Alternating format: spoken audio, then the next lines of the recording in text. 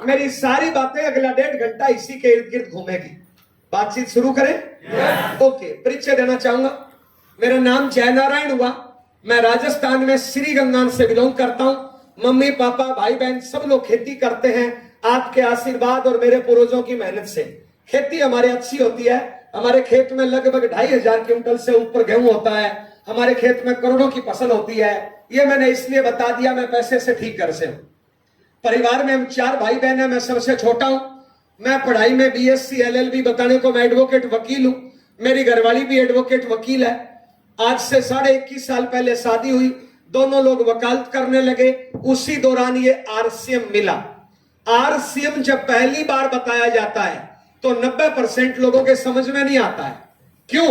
90% लोग खेती को काम मानते हैं, नौकरी को काम मानते हैं, बिजनेस को काम मानते हैं। नेटवर्क मार्केटिंग की समझ लोगों को होती नहीं है तो इसको काम नहीं मानते हैं। लोग कंपनी मान लेते हैं, मेंबर बनने का धंधा मान लेते हैं और लोग इसमें सीरियसली काम नहीं करते हैं। साहब, नौकरी करेंगे ना 4000 की तो उसके लिए रोज 9 घंटे ड्यूटी पे जाएंगे नहीं जाएंगे?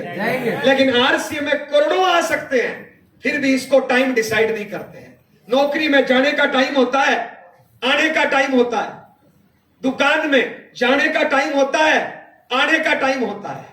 और पता है वो 10, 20, 50 हजार से ज्यादा नहीं देगा। RCM करोड़ों दे सकता है और लोग कमा रहे हैं, फिर भी लोग टाइम फिक्स नहीं करते हैं।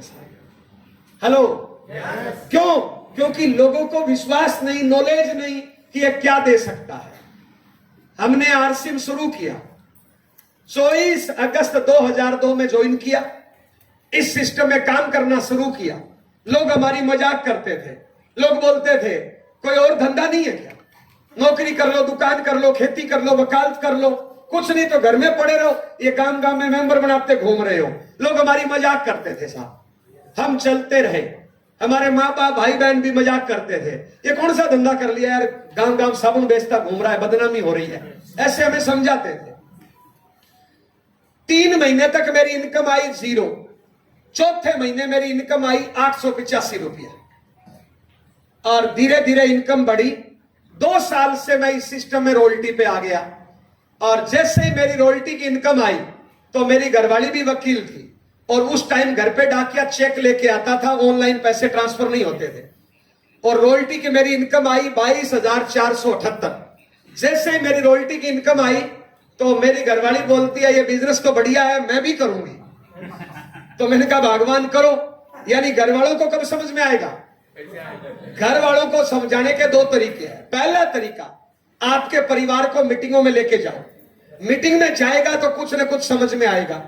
और मीटिंग में जाने से भी समझ में नहीं आता है तो साहब मेहनत करो और 20, 30, 50 हजार का चेक निकालो। जब 20, 30, 50 हजार का चेक आएगा तो घर वालों को समझ में आएगा। यह तीसरा कोई तरीका नहीं है साहब। ये तहसीलदार है, अपने लिए तहसीलदार है, लेकिन घरवाली के लिए मात्र पति है। ये मार्केट में लोगों के लिए अधिकारी है, लेकिन घरवाली को पता है क्या लगता है कि मेरा पति सीधा है, इसको ज्यादा आता नहीं है, ये साधारण है। यस या नो? ये हर घरवाली को लगता है। यस या नो? हर माँ बाप को लगता है कि मेरा बच्चा सीधा है। यस या नो? ये लड़का पढ़ लिख के IAS बन जाए। क्या बन जाए? IAS। लेकिन जिस दिन ड्यूटी करने जाएगा ना, उस दिन पता है माँ क्या बोलेगी? बेटा खाना टाइम पे खा लेना, ट्रेन आराम से पकड़ना, रात को लेट बाहर नहीं निकलना, थोड़ा ध्यान रखना। IAS बन गया।